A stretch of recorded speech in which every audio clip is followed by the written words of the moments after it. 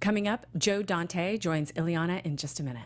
Welcome to Popcorn Talk, featuring movie discussion, news, and interviews. Popcorn Talk. We talk movies. And now, it's the I Blame Dennis Hopper podcast, starring Illeana Douglas. Eavesdrop with Illeana as she interviews Hollywood's most prominent players about filmmaking, acting, and what really happens on the set of your favorite flicks and TV shows.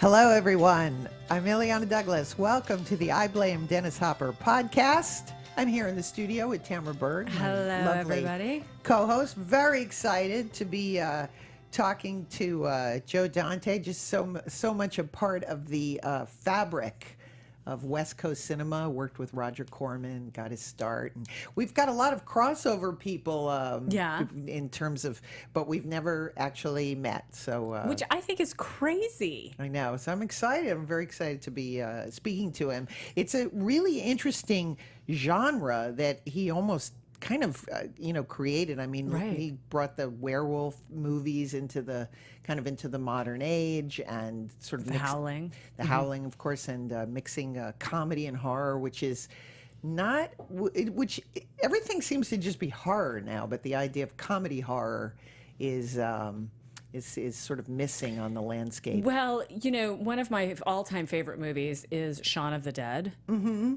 Brilliant comedic horror film. Yes. So gross and graphic and bloody and hilarious, like laugh out loud funny and really scary. And so I mean, I think that there's definitely a way to do it and a way to make it really fantastic. Do you have any favorite moments from that sort of genre of film, or favorite films of your own? Well, I have to say, I mean, just there's scenes in the Gremlins, and having rewatched the movie recently, I mean, there's, and we're going to talk about this more, but some of the action sequences are just so funny. Yeah. But they also combine great special effects and great acting performances. And I think that that's another thing that's missing, is whereas, now everything is just, there's no relief from the horror. Mm-hmm. And one of the things relentless that I'm going to ask Joe about, which he really believes in, is that you have to put the laughs in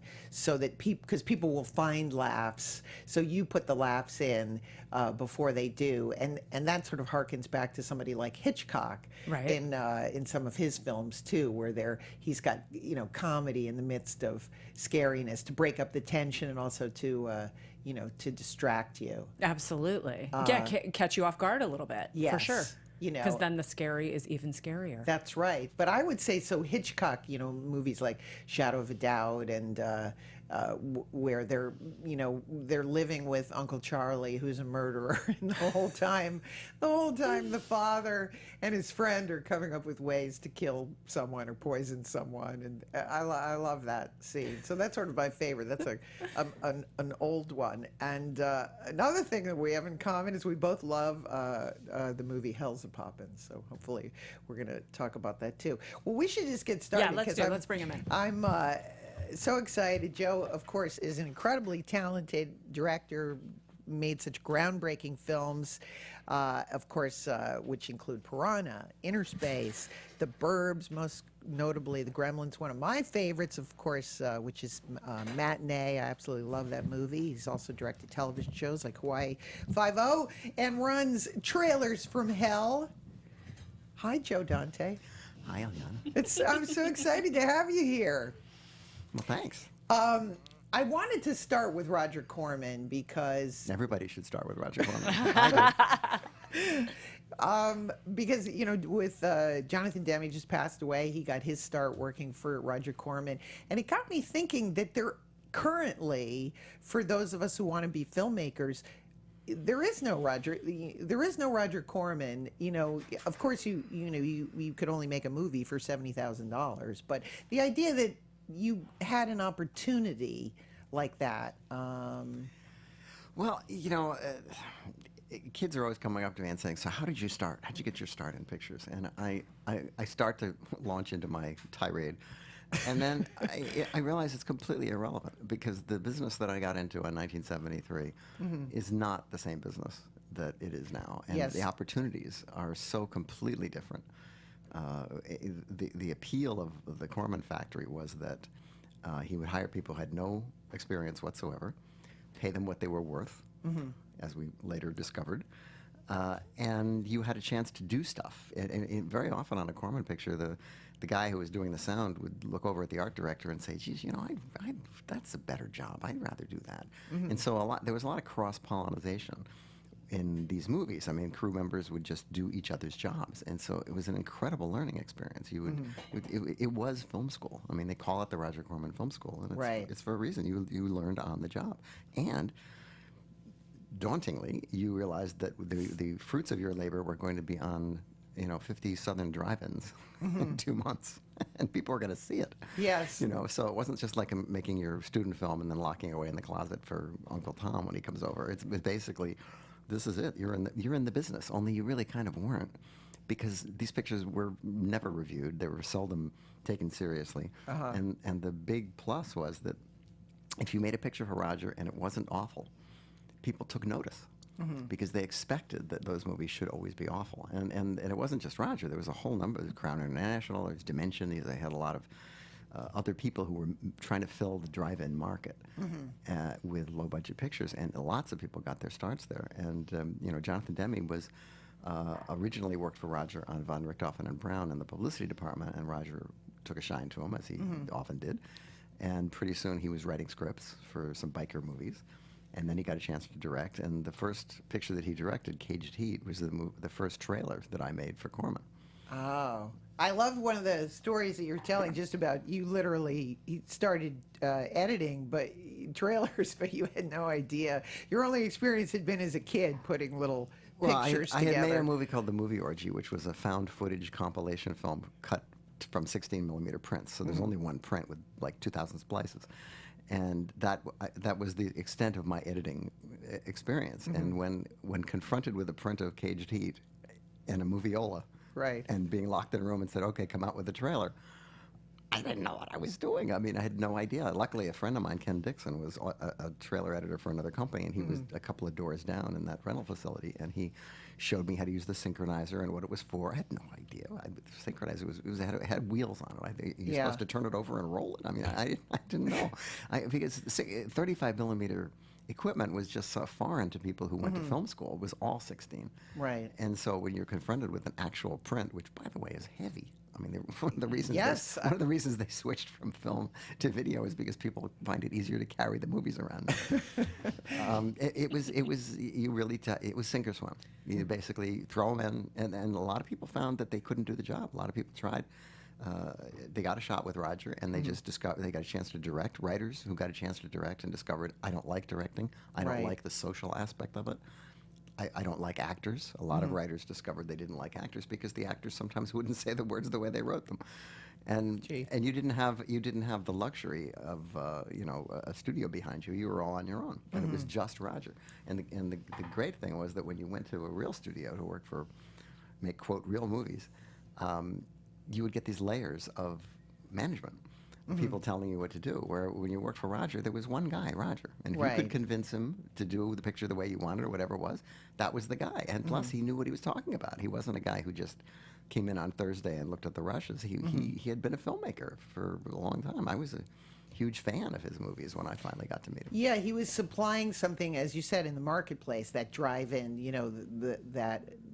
there was you needed those kind of films. Another thing that you said that I thought was very interesting was that by learning how to edit, it helped you as a director, because everything you needed in a movie, you basically had to put into a little trailer. That's true. It's sort of cinematic haiku. You have to take this. You have to take the scene that exists, and you have to try to find a way to cut it down for trailers and TV spots, which are sometimes only 30 seconds long. And when you do that, you start to realize what angles aren't needed to tell the story. Right. And so when you're out on the set yourself and the crunch comes, you know that you don't need this angle because you can cut from this to this. And it gives you a certain kind of confidence that I think only editors turned directors have, because they don't have to go through the learning curve of figuring out how things cut together in their head, because they already know when they come in. And so I've always thought that editing is a great preparation for directing. And the thing about editors is, of course, that they're seldom invited to parties because they know everything about all the people they work with. Oh, they know who can't light, they know who can't act, they know who can't do good sound. No. And so it's like, don't have him around. That actually reminds me of when I was on the movie Alive, the Frank Marshall film. You know Frank, but yeah, every time we'd see the Michael Kahn, the editor, everyone would be like, "Am I still in the movie?" So I thought that was the reason they wouldn't invite the editor. It does give the editor a certain amount of power. Okay, so we go back to the beginning. Do you remember the first, obviously I know some of the, and I want to talk about that, some of your film influences, but do you remember the first movie you saw and who took you to see it? My Aunt Betty and Aunt Natalie, who were my mother's sisters, took me to the community theater in Morristown, New Jersey to see Snow White in what must have been its second reissue. In the early 50s. And I remember how it was a colonnade kind of theater with it was very it looked like the White House to me, and I was very impressed. I mean, and plus I was a huge Disney freak. I had all the comic books, I had all the characters. I mean, Disney was, to my generation, Disney was Spielberg to what Spielberg was to later generations, and I sought out every cartoon that our neighborhood theater used to have. Saturday matinees, which is a sadly vanished tradition, where kids learn to go to the movies and like movies. And they would run 10 cartoons and 2 features. And I would always leave after the cartoons because the features had adults in them. Right. And that meant lots of talking. And, unless it was a Western, then maybe okay. But it took me a little while. I had to stay. I stayed and saw It Came from Outer Space in 3D, and I realized that it was okay, even though it had adults and girls and stuff in it. Right. And then there were other movies that people that you admired, James Whale, Frank Tashlin. Were you seeing like Martin and Lewis movies? Well, Martin and Lewis too? was huge. They were very huge. In fact, that when Martin and Lewis split up, it was like the Beatles splitting up. I mean, it was what? They don't like each other. They couldn't stand it. And then Abbott and Costello broke up, and it was sort of like, well, what is with these Hollywood people? They don't like each other. They've been together for 20 years, and they it's like a marriage. Yeah.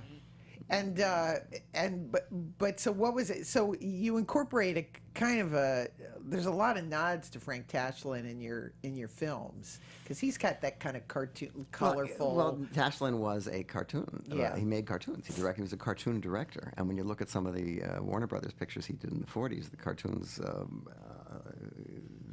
they're Puss in Boots? No, Puss in...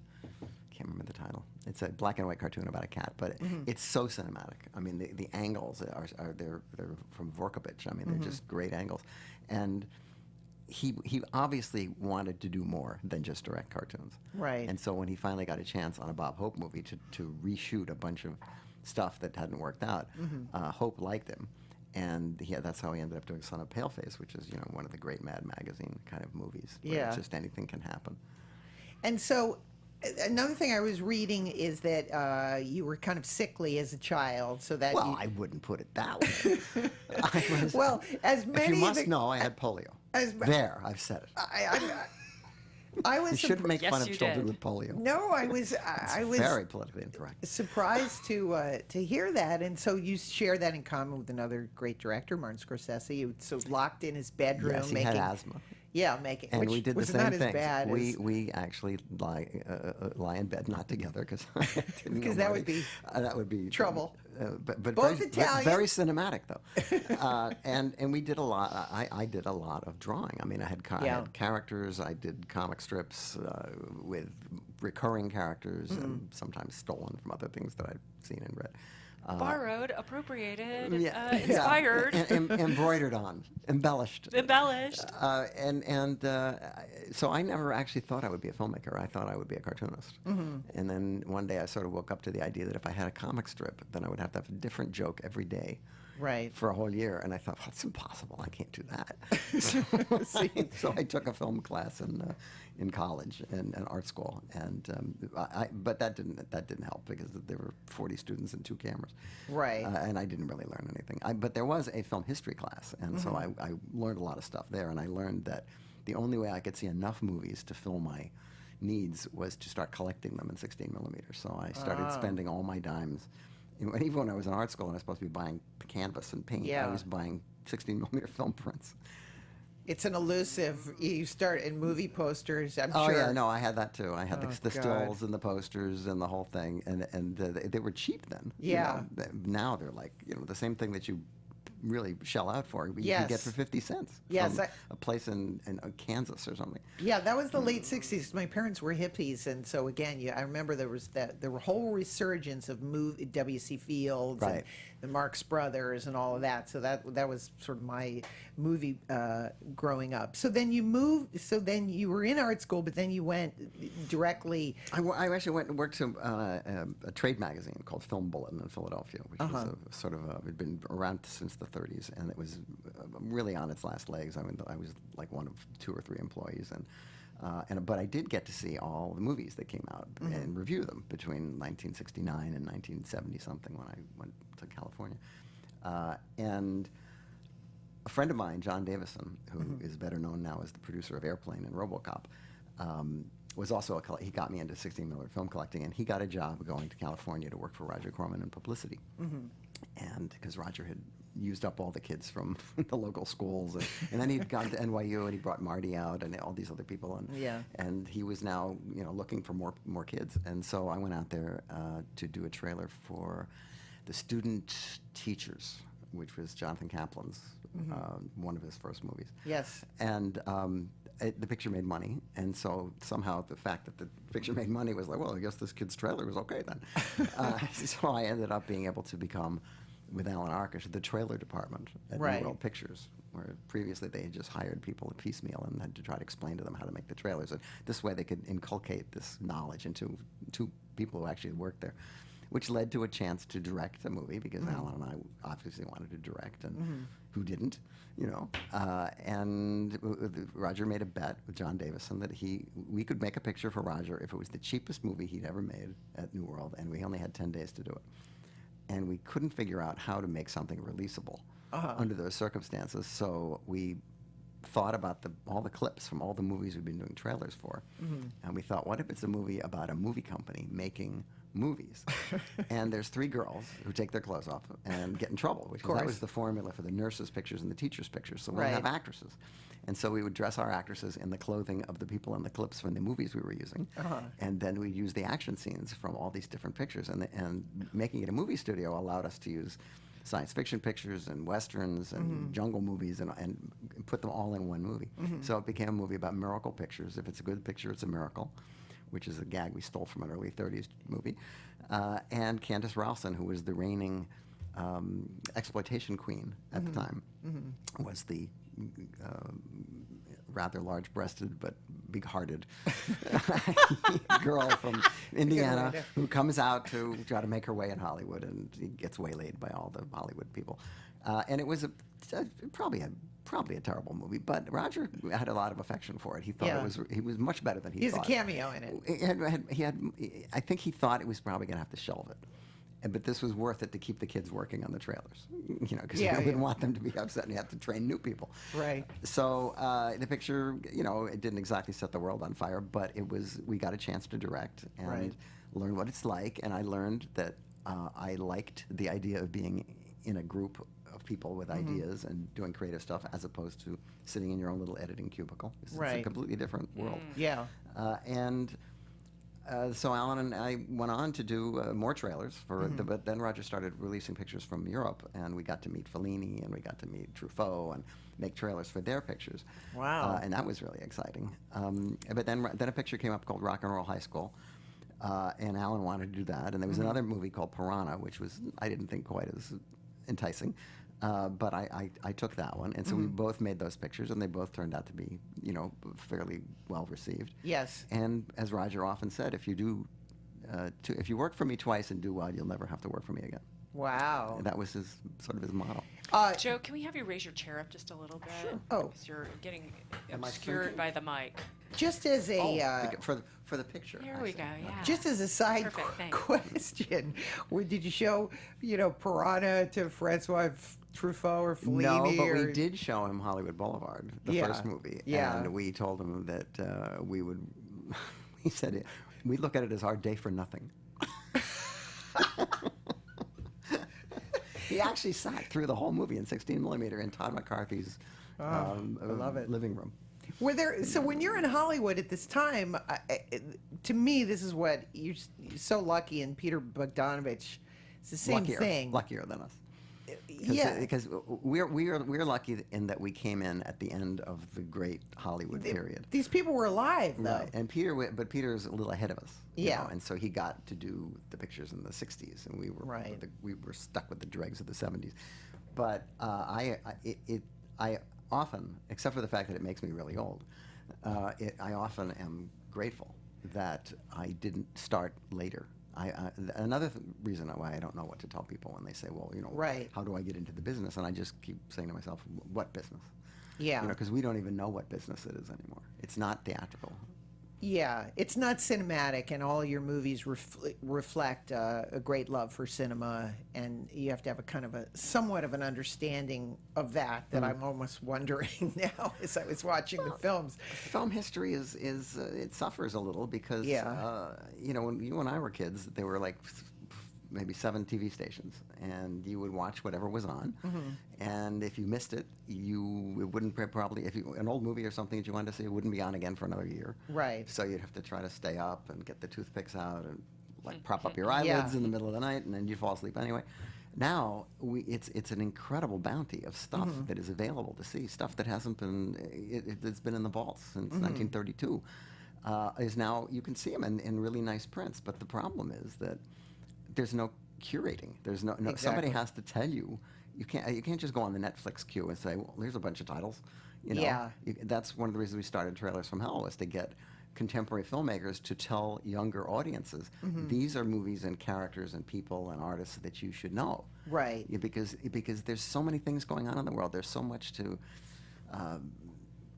take away your interest in whatever it is that there's so many options. That movies have become a much smaller part of, I think, the lives of most people than they ever were when we were younger, because there was radio, television, records, and sports. Right. That was pretty much it. And now, with the video revolution and video games and all this kind of stuff, I know. it's just Goes this over my- tremendous amount of opportunity to not watch movies. Well, that's why I recommend, if anyone likes your films, they've got to listen to the commentaries.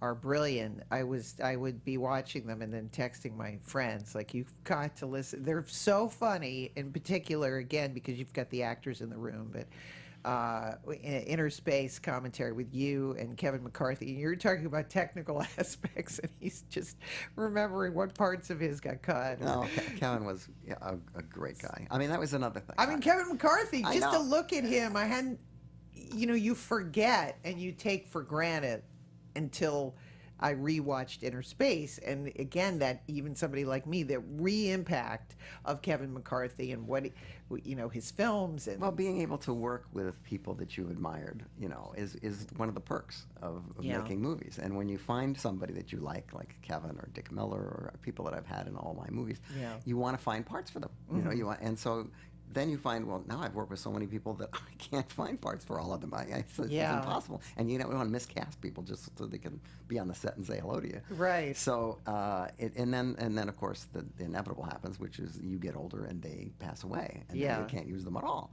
I mean, I used to depend on Jerry Goldsmith for music scores, and finding a replacement for him it's just impossible. Yeah, that's another highlight. I mean, the great, and I'm going to get to that. Okay, I am curious, but now Howard Hawks, I always ask directors this. His rules for directing are don't irritate anyone with your directing, and you're supposed to have no bad scenes. And 5 good ones. No, you only need one good one. Oh, okay. You only need. Wait, but there was one with 5 in there somewhere. His rules are no bad scenes. Apologies, no bad scenes. 3 great scenes. Okay. That's all you need, and don't irritate anyone with your directing. So, do you have any sort of rules along? Like, what are Joe Dante's rules? I just remember the rules that Roger gave us. Don't congratulate yourself after every shot, and try to sit down a lot. And of course, there were no that's chairs. great. Yeah.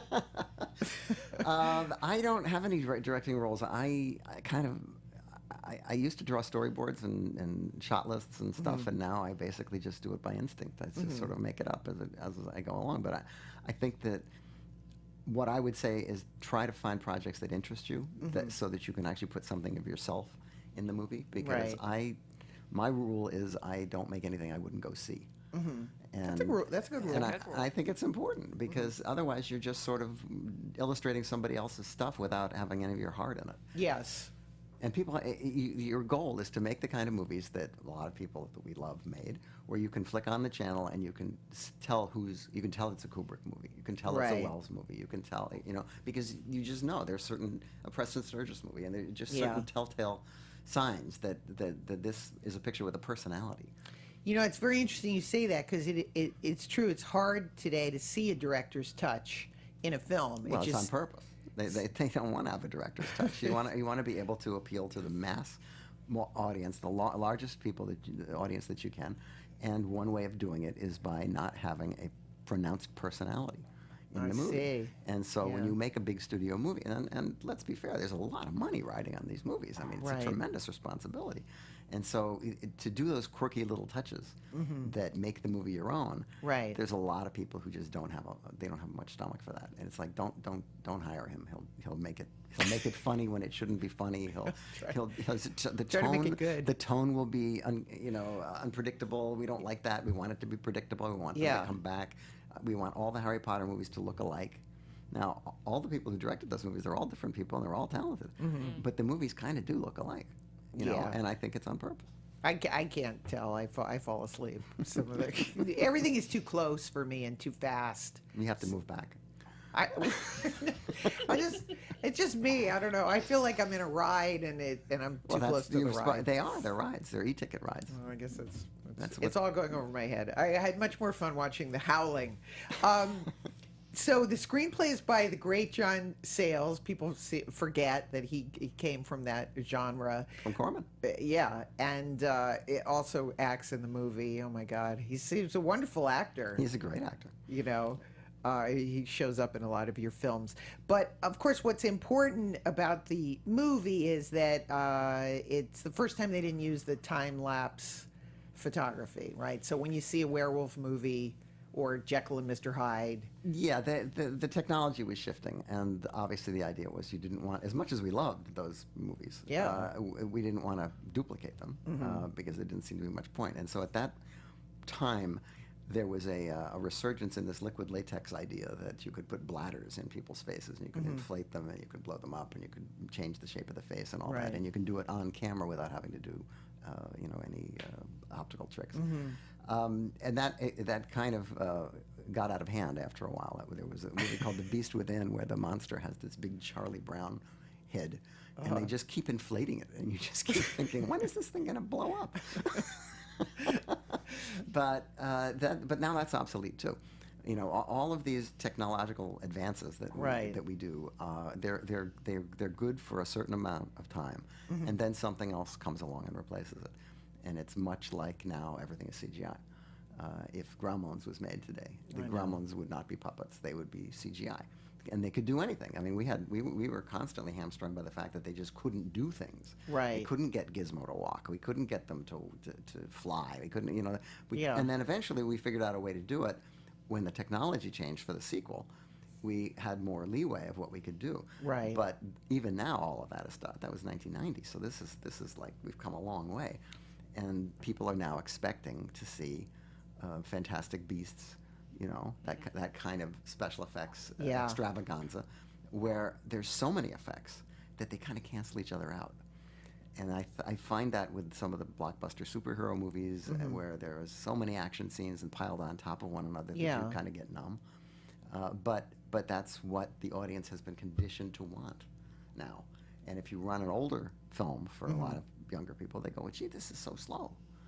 When actually what it's doing is it's building character, or it's telling a story, or it's setting backstory, or it's doing all those other corny things that people don't like to do anymore. And all of my favorite movies are, I'm afraid, probably from the pre-1970 period. Well, I mean, again, having gone back and looked at all these films, they all hold up. There's great acting. Everybody is really invested You know, there's nothing that's tongue in cheek about it. And again, I enjoy those kind of effects because, you know, it's a tour de force. Even when the movie stops for the transformation of the werewolf, and it does stop. Let's face it. It stops cold for the transformation of the You know, werewolf. but see, and that's I because enjoy that. The exhibitors, they sold the movie to the exhibitors with a reel of transformation, and the exhibitor said, "That's great. Don't cut a frame." Yeah. And so the company came back and said, "Don't cut a frame." And so now you got an actress who's standing there watching this transformation go on for, like, you know, a long Right. time, and we tested it out on some kids. There were some kids down the hall. There was a casting office, and we brought some. He said, "Let's bring them in and show them the transformation scene, see what they think, because, you know, they're kids." Yeah. So the kids watch it for a while, and in the middle of it, the kid says, "Why don't she run away?" It's like, well, she can't run away. They told us she has to stay there. She's mesmerized. Well, but That's what it is. That's what we told Dee. Oh.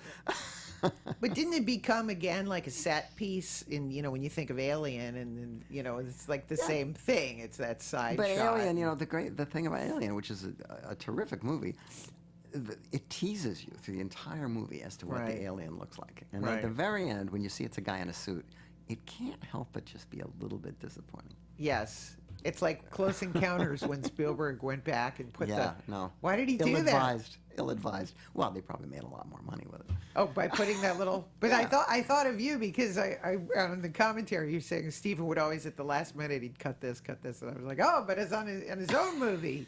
Well, But- that was true of John Landis, too. When I worked for him, John would, everybody else's stuff, he would go, "Oh, this could be shorter and this could be shorter," but his own, no, that's fine. No, we're gonna have the full. So in addition to having Dee Wallace in the film, you have the great John Carradine, working with John Carradine. And I was wondering, there's a wonderful story that you tell on the commentary about you were having a rough night and you had to shoot everyone in one Well, John shot. was, you know, he was somebody I grew up loving. I thought his performance in The Grapes of Wrath is still one of the great American performances. And of course, he would do anything, any movie at all, he would do. And I was thrilled to get him nonetheless. And one night the generator went down, and we were shooting literally by car headlights, which is one of the things Roger used to say you could do. You don't need a generator, just turn on the crew's car headlights. Well, I didn't think that was possible, but actually it did work. So I was pretty demoralized, and I turned to John Carradine and I said, "John, I'm afraid this isn't going to be the best picture you've ever made." And he said, "Well, son, it won't be the worst one either." I don't know. Which made me feel a lot better. Well, and you filled in the frame with smoke. That's why I say there's a lot to be learned. You know, people say, how am I going to get my movie made? You know, some of these commentaries are interesting, but yours are particularly useful in terms of actually learning some tricks. You know, so that's a good scene because you can't tell at all. I would have never known that you had. Well, it's my secret. Except I've blown it now. That you had so, and then is there another story that I read that Kevin McCarthy walked in Central Park all night deciding whether or not he should do Piranha? Yes, we asked. We originally had an actor named Eric Braden who was playing the part, who was in Colossus: The Bourbon Project, which is a wonderful movie, and he's became very big in soap operas. And Piranha was a rather low-budget affair, and we were shooting in the Olympic swimming pool down at USC. Everybody in their wetsuits, and we had these rubber piranhas, and we were like, you know, gluing them to people, and we were really making it up as we went along. And Eric came down there to shoot some underwater stuff, and saw what kind of a show this was.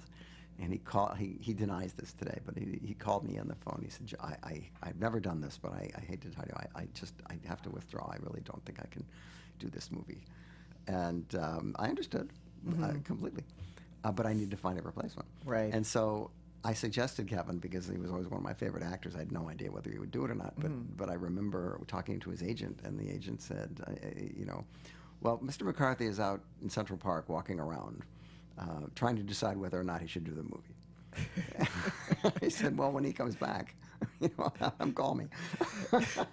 And he did do the movie, and Yeah. we became very good friends. Yeah. And I put him in a lot of other movies, and he was just a hail fellow well met. I mean, he was not only a really good actor, but he's just a wonderful guy.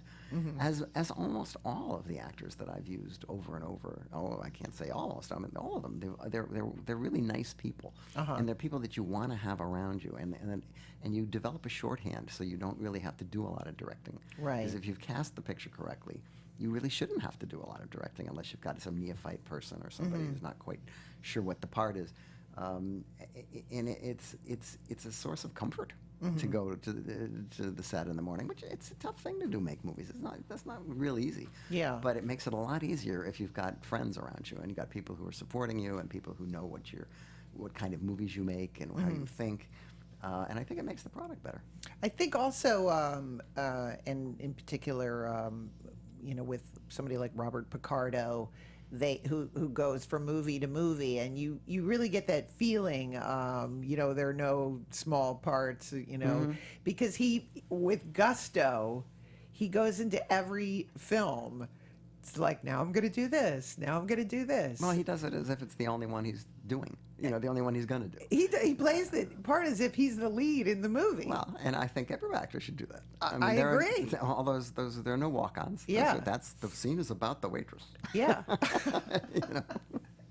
And that's something that's very enjoyable. And then there's also a lot of humor in all of your movies, and you have certain rules. I was saying in the top of the show about why you need comedy. And Hitchcock always used comedy. Well, I think in the genre that I've been working in is so close to absurdity that if you don't acknowledge that, the audience will find it in places that you don't want them to find it. Right. And so, and there is a roller coaster quality to horror movies. When you can, if you scare them with a jump scare, they'll all laugh afterward, Right. because it's you fooled them, and they laughed, and it's fine, and now they're relaxed, and now you can scare them again. Yeah. Whereas if you keep them in a constant state of terror the entire movie, Right. It's kind of, you get diminishing returns. So and then of course we've got to get to the Gremlins, which was another technical achievement. It was again so much fun to go back and watch the film. And just recall, I loved it. I was having a blast. All the great scenes came back to me.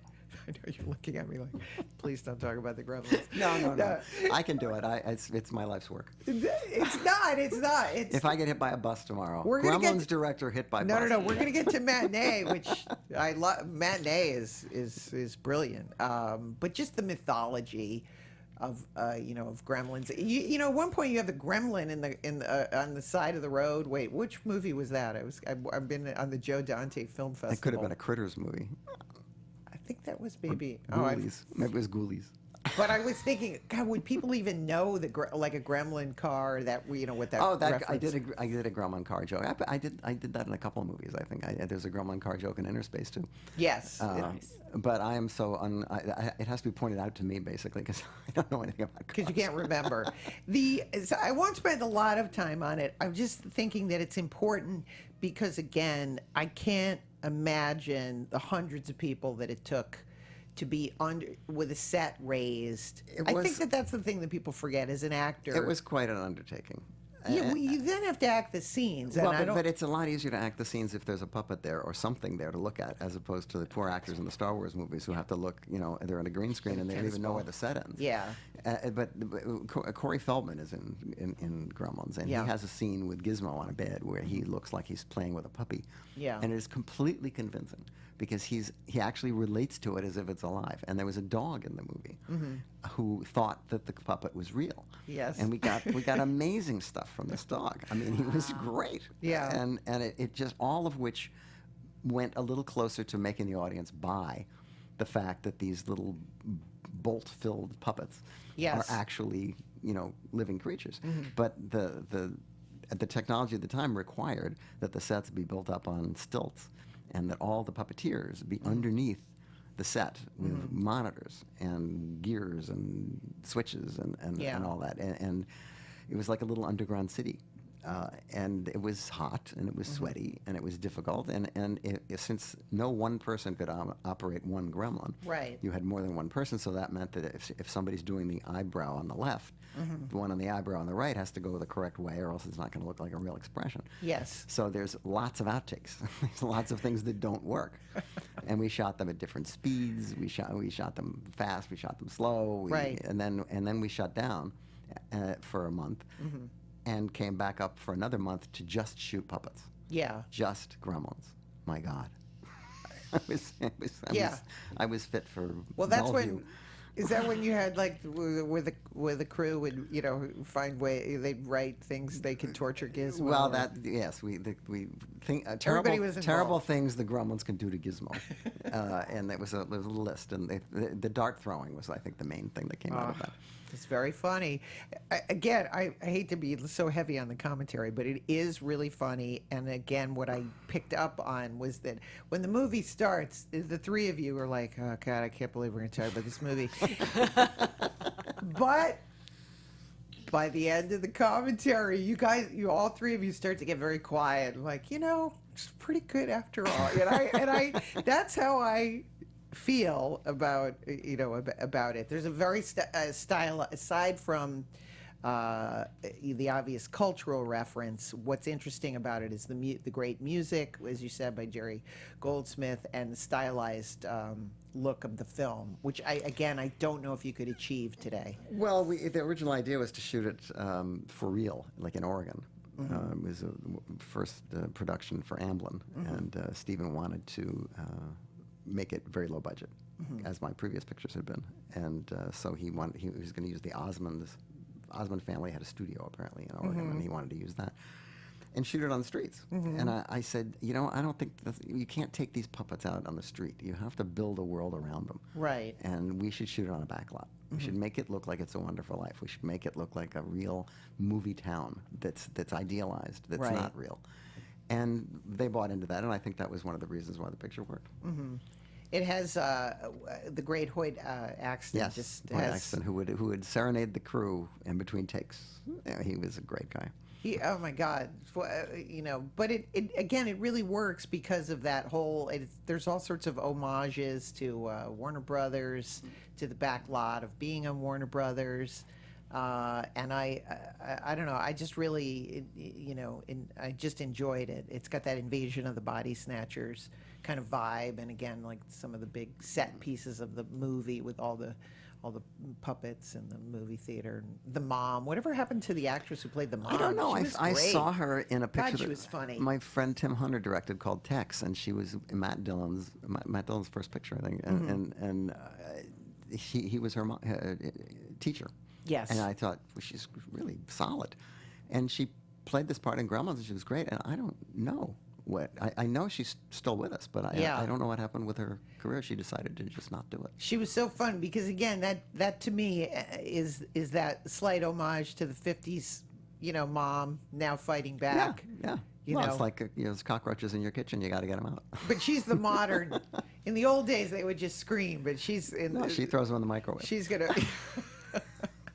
You can't tell me that any special effects is going to be better than that. Okay, and my last thing with that, of course, is I have to mention the what's with the Edward Arnold cameo photograph. Because Edward Arnold used to play those kind of Capra villains. Yes. And we thought that if she was married to him, Yes. and he had passed away and she had his fortune, that we would be able to use. We talked to his family, and they were okay with it. And we would be able to do a gag with his eyes after she goes flying past him, to have his eyes move as if he looked at her. Yes. It's a Preston Sturges joke. I mean, I was happy to have Edward Arnold in the movie, even though he'd been dead for like 20 years. I know. At first, that's what's one of the fun things about seeing the movie as a grown-up. I could pick up on all these I could look in the background and see all these things. So so then now you go into Did you do Interspace Next or Gremlins 2 next? I did. I'm afraid I did Explorers next. Oh, Explorers Next, which I have not seen, so I'm not going to get into Good. Explorers, except for that it does launch the career of Ethan Hawke. Yes, it does. And River Phoenix. yes, and And they were great. They were wonderful. It just was released before it was finished. Is the problem with that movie. now how does that happen when The studio you're changed. so successful? The studio changed hands. Oh, I see. And the incoming administration isn't really very interested in making a hit out of the previous administration's movies. Right. And so they just want to get them out as fast as possible. And they just basically came and said, "Okay, you're done." I said, "But we've got 2 more months of no, you don't. Just lock it, finish it, and release it." Wow, I find that really surprising. And couldn't Spielberg sort of come Yeah, here? it was not a Spielberg movie. Oh. No, Well, it he's was but he's all still on my he own. still can't come. He to- loved it. When I visited him, I had a print of Explorers, and I said, "What's this? Oh, my kids love it." Go figure. He didn't produce it. It's interesting. Well, I'm actually looking forward to seeing it. It's Now- a nice movie. It's just not finished. Now, Interspace, which again I rewatched, it's can I sort of say it's a little bit of a Martin and It Lewis? is right. That was the whole concept that was pitched me, was what would happen if you shrunk down Dean Yeah. Martin and injected him into Jerry Lewis. Because previously it had been offered to me as a straight movie. It wasn't a comedy. It was like the same plot, but it Yeah. was serious. And Yeah. I said, "No, this doesn't work." And so when they came back, they had hired a writer named Jeffrey Boehm, who was very talented, and he had turned it into this sort of Martin and Lewis-esque comedy. Yeah. And that was fun to make because the cast was so much fun. I mean, Marty Short and Dennis Quaid were wonderful as Meg Ryan, one of her early pictures. And, Yeah. And Kevin, of course, and Bob Picardo plays this Persian in a role you probably couldn't do today. And the special effects won an Academy Award, which is as Yes. close to an Academy Award as I'm ever going to get. You never know. You never know. You could, look at Kurosawa. He's still making. Wasn't he still making movies in his 80s and things like that? I don't know. I always go the Ruth Gordon way. So So Pauline Kael knocked the film by saying you were trying to please the audience, but isn't that what a director does? Is I please the- actually try to please myself. I haven't been doing the audience pleasing thing. And if you've seen some of the movies, you'll see that that's true. She didn't like the movie. She had liked Gremlins, and so she was sort of like, for a while I was okay. Right. And then she didn't like Innerspace because I was being too cute or something. It's so interesting in those days that you could have a personal relationship with a reviewer. Well, I mean, listen. At least there were reviewers. Right. There were people actually writing seriously about movies Yeah. in serious magazines. Yes. That's no longer true. That is true. And then later on, I like the fact that you put Leonard Maltin because he. Well, he Leonard hated Gremlins, and so I How do you said hate when I got Gremlins? to do Gremlins 2, Leonard. he thought it was in bad taste or something, and so I got to do Gremlins 2, and he's a friend of mine, and I said, "Listen, this is a wacky kind of Hell's a Poppin' movie. Why don't you be in it, and I'll let you say whatever you want. You can do a movie review Yeah. of Gremlins, but you have to get killed at the end of the review." And he was fine with that, and it was a lot of fun. He was. No, another question I wanted to ask with the casting of Meg Ryan is that you said you saw 50 actresses for that part. And why is it that always that the girl part, like they cast the guys, but it's like are we putting a certain amount of pressure on the girl to be funny, pretty, all encompassing? Well, I mean, it's generally a bromide that most of these movies, particularly in this period, were about men. And there, of course, there had to be a, quote, love interest. And then that was sort of like, well, we'll get to that. Let's figure out who these two guys are first. Right. But meanwhile, without her, because she's sort of got to like both of them. No, she's wonderful in the movie, but the problem with that movie was that one of the producers didn't like Marty Short and said that he said, quote, "Why couldn't you get somebody who looked more like Dennis Quaid?"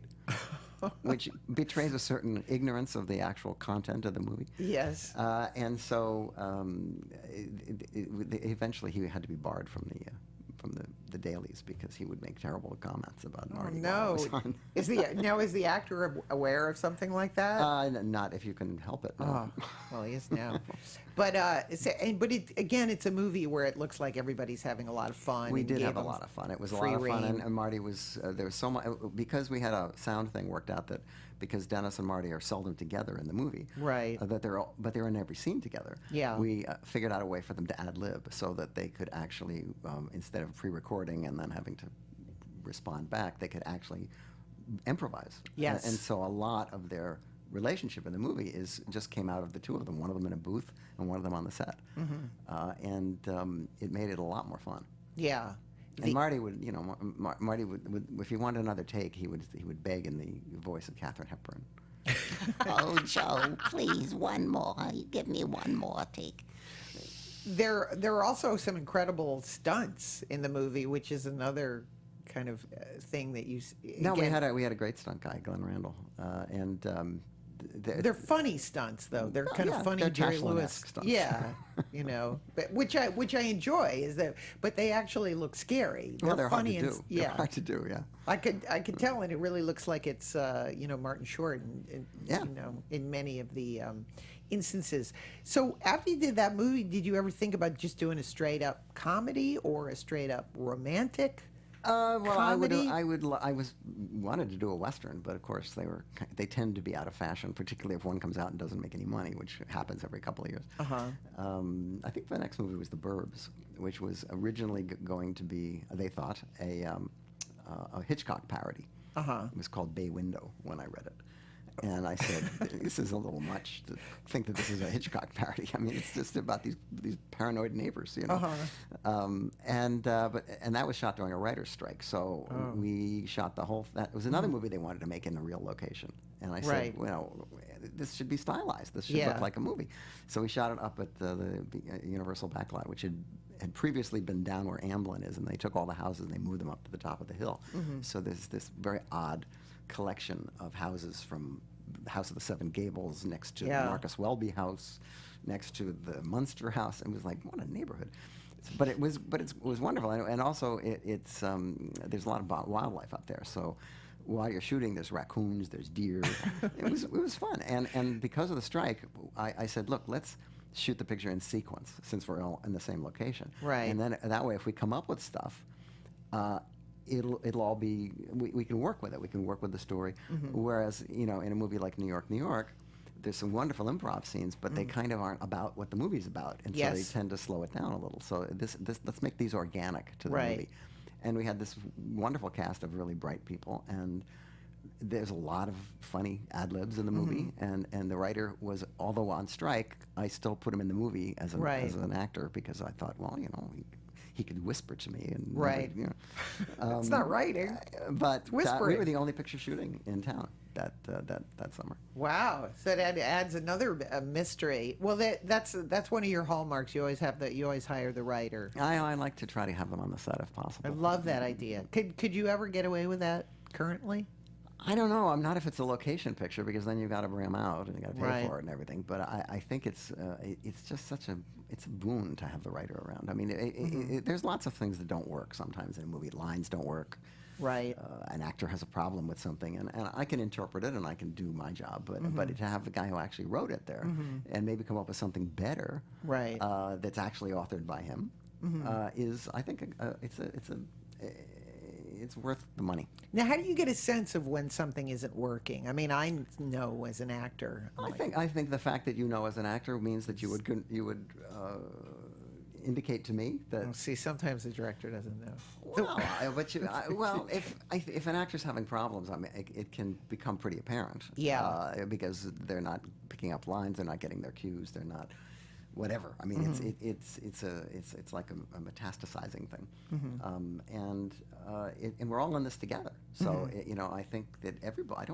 I've had great suggestions from grips that ended up as very good things in movies that I've done. Right. I think any idea that makes the movie better is a good thing. One thing I'm fascinated about your movies is the staging. The staging is just brilliant. That, for me, that's always. I wouldn't put it that way, but no, it really is. I am very influenced by William Caron Menzies, who was one of my favorite directors, who was a production designer. Yes. And his movies are Alice in Wonderland. Remember? Yes, he did Alice in Wonderland. He did Invaders from Mars, which is a child's eye view movie of a science fiction movie in which all the sets are very spare and very dreamlike, and then it turns out to be a dream. Sorry if I spoiled it. But it was 1952. But no, is that something you do? Do you rehearse before you shoot? I like to rehearse. It's seldom possible these days for scheduling reasons. I table reads. I had a table read on The Burbs, I remember. I think maybe the last one I ever had. And I remember Bruce Stern saying to me about Henry Gibson, he said, Henry hasn't got it yet, but he's going to get it. He hasn't got it yet. But that's when you form relationships with people. I mean, Yeah. because they're not in character; they're themselves. And working with actors is the best part of making movies. I mean, it's because they constantly surprise you. And kid actors are particularly exciting because you really never know what they're going to do or where they're going to come from. Right. And Corey Feldman is a standout, of course, in The Burbs. Very funny. And He's very funny, and he was going through some tough times at the time. So, tough to hear. he turned out fine with it. But he was, as he and I have discussed, he was a handful. Oh, he was. And sort of is the, I guess But that's... he's great. He was perfect for the He part. looked like the most fun. It's so funny. As I was watching the movie and knowing him a little bit, I said, I bet the most fun he had was being on the set. I bet getting him to the set was the...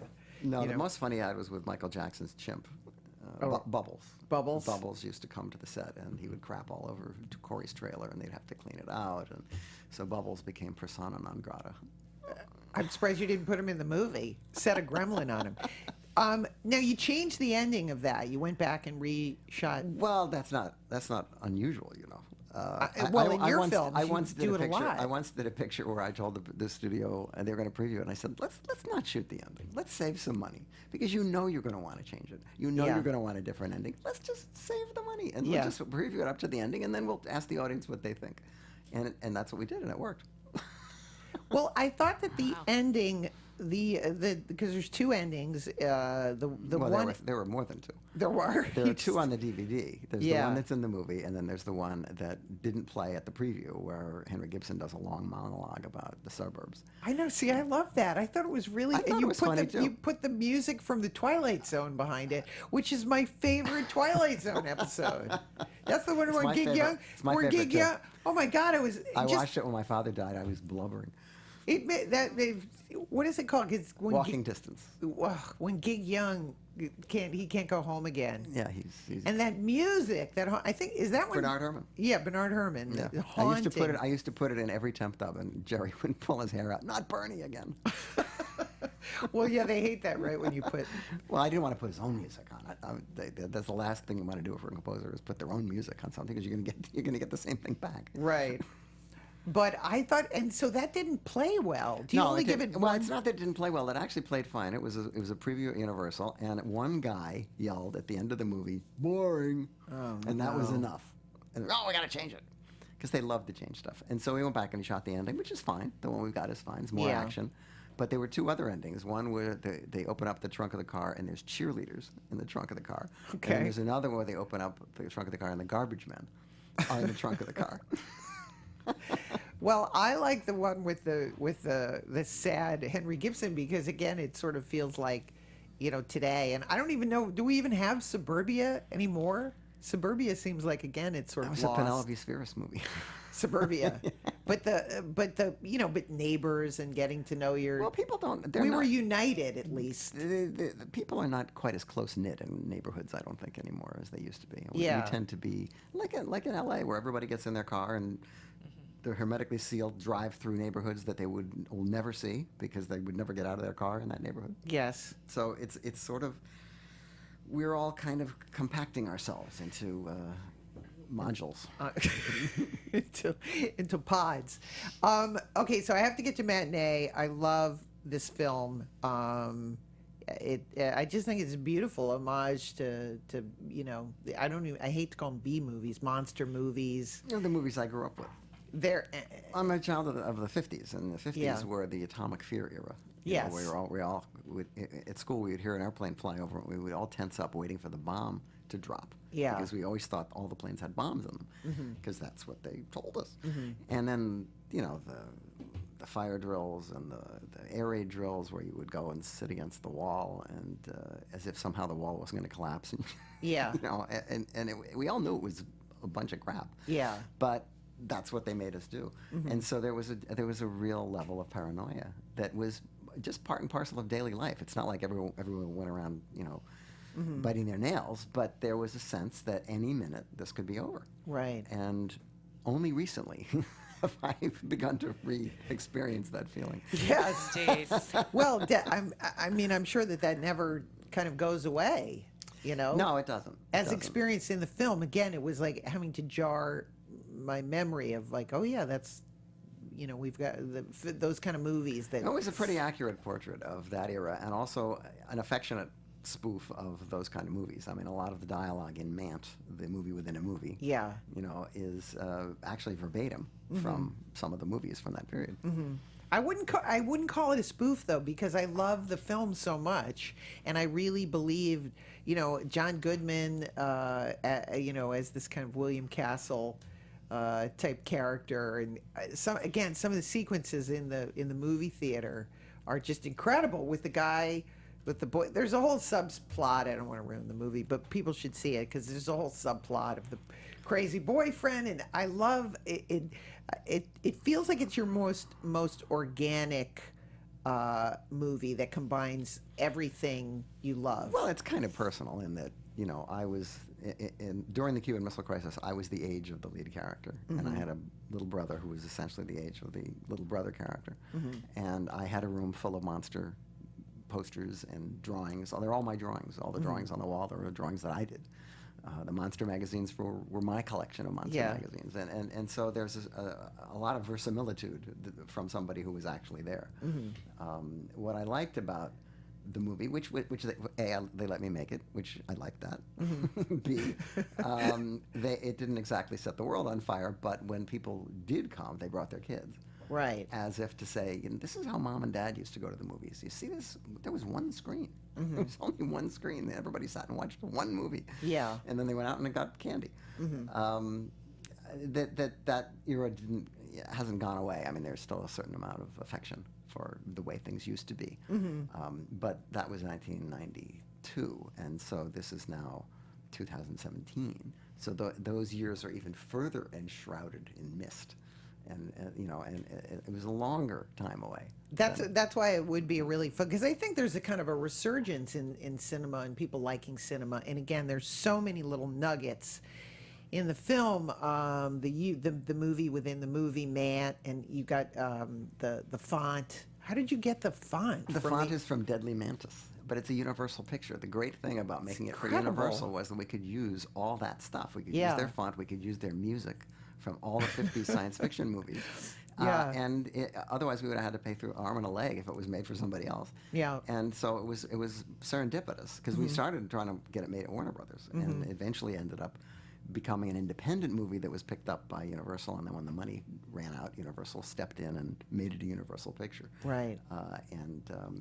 I'm sure to their everlasting regret, but it was because they, you know, it wasn't a studio movie; it was an independent movie. It was the kind of movie that Miramax would open in 5 theaters, Right. and get some press and stuff like that. And instead, they just dumped it out like another John Goodman picture, like King Ralph or Babe Ruth movie. John wasn't a big enough draw, Right. to bring in people for such a niche story. And so it played in lots of theaters. Yeah. You know, and so small amounts of people saw it in lots of theaters instead of a large amount of people seeing it in not many theaters. Well, I think what I liked about it is that it sort of compares a little bit with a movie like Ed Wood, but it never makes fun. Sometimes where Ed Wood is a little bit veering towards caricature for me in some of the portrayals. Your movie within a movie. It's very earnest. It's a very earnest But movie. the guy who's playing Mant, like, who is he? His name was James Villamere. He was an actor who we auditioned a whole lot of people. He was the right age. He had that sort of greaser look. Yeah. And as far as I know, after the movie, maybe went off to do something else. I Well, don't think I've seen him in. I have very to many say, things. for people who like comedy, his portrayal of Mant, the movie within the movie, with his arm movements, there's just certain things. Oh no, you're talking about the actor inside the Mant suit. Yes, the actual Right. the actual person being Mant is Yeah, well, he's a comedian. Oh. So he had the chops for that. And who is that? Who is that person? Matt something. I can't remember his last name, and he was in Runaway Daughters too, and I can't remember his name right now. Well, anyway, it goes back to what you say. There are no small parts because every part is done, and it's very funny. I want to talk about your relationship with your producer, Mike Fennell, and how did you guys meet? Mike and I met at Corman's, of course. He was, when I was making Hollywood Boulevard, the movie with the girls, the girl actors, and they're throwing hand grenades. We had one wooden hand grenade, and every time Tara Strohmeyer would throw it, somebody would have to go and pick it up. Right. And that was Mike. That was his job. And he went into a swamp to get it. And I remember Jonathan Kaplan looking at him and saying, "You're not going to get anywhere in this business going into a swamp for wooden hand grenades." But he did. And the next picture, he had a better job. And the next picture, he had a better job. And finally, he became the producer of Rock and Roll High School.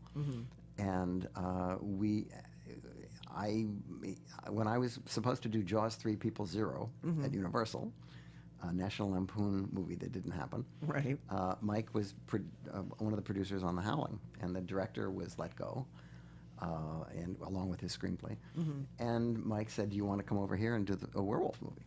And I really wasn't sure whether my movie was going to fall apart or not, but as it turned out, it did, and I went over and did The Howling. And ever since then, Mike and I pretty much teamed up, and he did Gremlins, and he did Explorers, and he did virtually every picture that I did. And then he went off on his own, did a couple. He did a Goldie Hawn movie called Deceived, and he did Newsies, the original Newsies. And now he's retired. Now he went to live on the East Coast, and he's happy. Wow. I'm still plugging away. How does that? I mean, you guys. I thought it had to be mentioned because again, he's on every commentary, and it seems like you guys really have a bond. And well, we've known each other all this time, and we come from the Corman group, which it's a rather close school of people who've kept in touch with each other over the years. And we like the same movies. And it was as Joel Silver once said, trying to get us to do a picture. He said, "You guys are one-stop shopping. I get the director, I get the producer." Yeah. That was Richie Rich. We didn't make that one. Oh, well, anyway, I mean, to have somebody to fight. Did he fight battles Well, that for was the you idea. too? Sure. I mean, He's your bad guy. try to keep the director from knowing that the studio is upset about this, and about that's what the producer is supposed to do. Yeah. Did you have any? I know some of them. I mean, I know some of the positive ones, like Spielberg wanted to go back, and the Gizmo. He wanted, Gizmo was supposed to die, and then he has to come back. No, it wasn't that Gizmo died. He was supposed to turn into the bad gremlin. And then Steven, about like 3 weeks before we were going to shoot the movie, said, "I think that Gizmo is pretty cute. He should stick around for the whole movie." And we almost died. I mean, we to get that little bucket of bolts to look realistic for a half an hour was already a challenge. But if he was going to carry the movie and be the hero's pal and be in every scene, it was like, how are we going to do that? The amount of bolts inside this thing they were coming out of his ears. I mean, we had to go back and build a whole different setup and build a giant head and be able to in order to be able to get the kind of expressions that you would need from a character. Yeah. So, but it was that single idea is what made the movie a hit.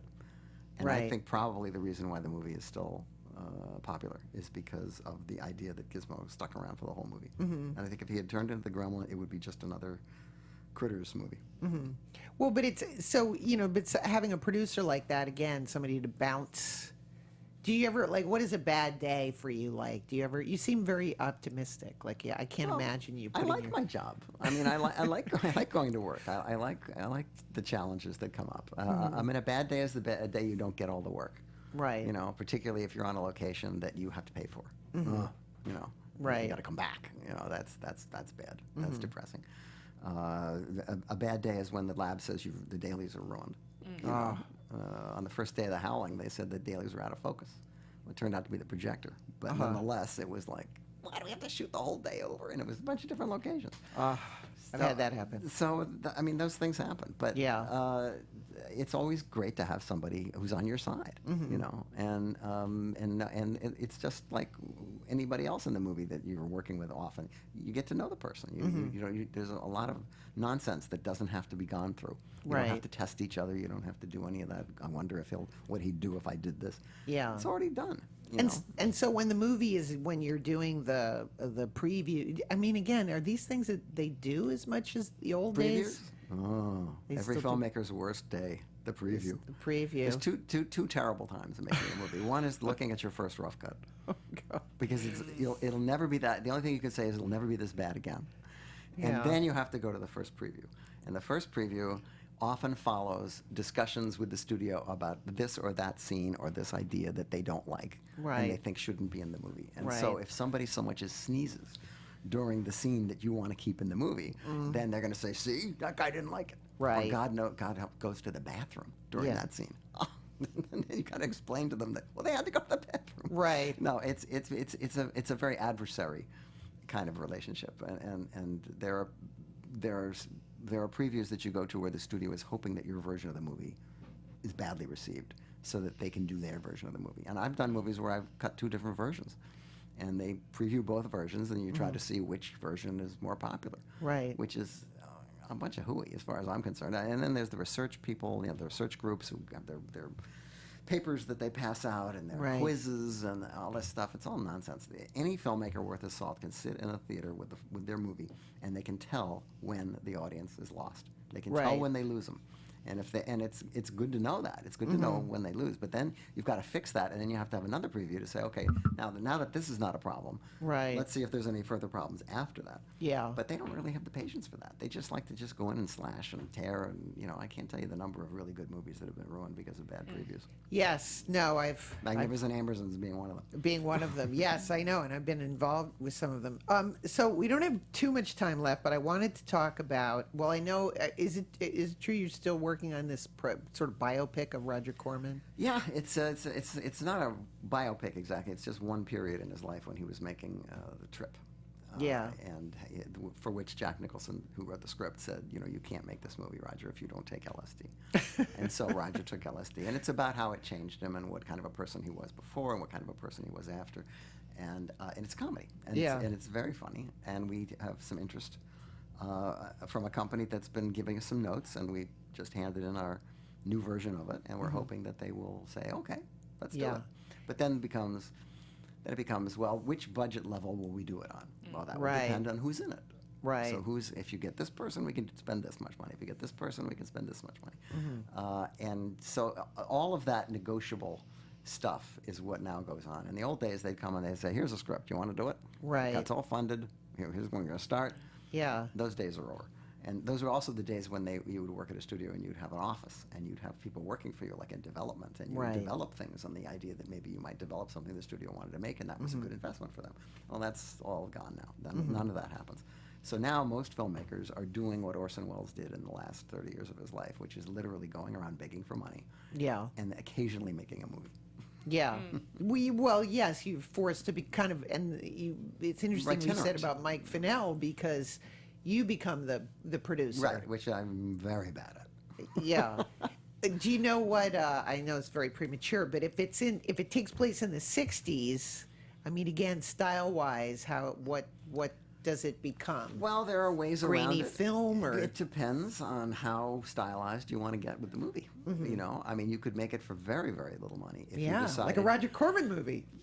Yes, but even then it wouldn't look quite right, because that would be a movie made in the 70s or the 60s. Right. This is a movie being made now. Yeah. And the footage of the 70s, which I don't know if you saw Warren Beatty's movie Rules Don't Apply. I which is did. a good movie, I Yes. thought, and totally dumped. Yeah. The period stuff in that movie is great, and the stuff of Hollywood Boulevard, which is I think a combination of stock footage and CGI, Yeah. is very, very convincing. Yeah. But that's an expensive movie, but I think there's a lower budget way to do that.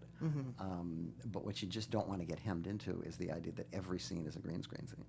Right. You know, but it's remarkable when I did Runaway Daughters for Showtime, which was set in the 50s, and I had to do a lot of location scouting. I was amazed at how little of the town still really exists. How something as simple as those sidewalks that now have indentations in them for wheelchairs. Right. And the fact that there are no TV antennas anymore. Yeah. And there's satellite dishes instead. I mean, it's just the amount of mundane things that are different than were in that. So doing a picture set in the 50s or 60s is almost like as difficult as doing a picture set in the 1860s. Wow. Right. You know, because it's just the town just doesn't look the same. Yeah. And are there certain DPs that you like to work with? I've retired a number of them. Oh no. Yeah, I do. But then so much of the work has been done in Canada lately that when I had all these people who used to call me and say, "Are you making a movie this year?" Because all the people that my crew that Yes. I work with, and they would look to me and say, "Well, so am I going to have a job?" Then the work started going to Canada. Well, I can't bring Right. any of those people to Canada. Right. So now you have to work out a whole new Canadian crew of people, so that when you go to Canada, you now have, and that goes for actors too, because they don't like importing a lot of actors. So there's a Canada list of people in Vancouver that Right. has supplanted, for the most part, my Hollywood list, because I have made so few pictures in Hollywood Yeah. in the last 20 years.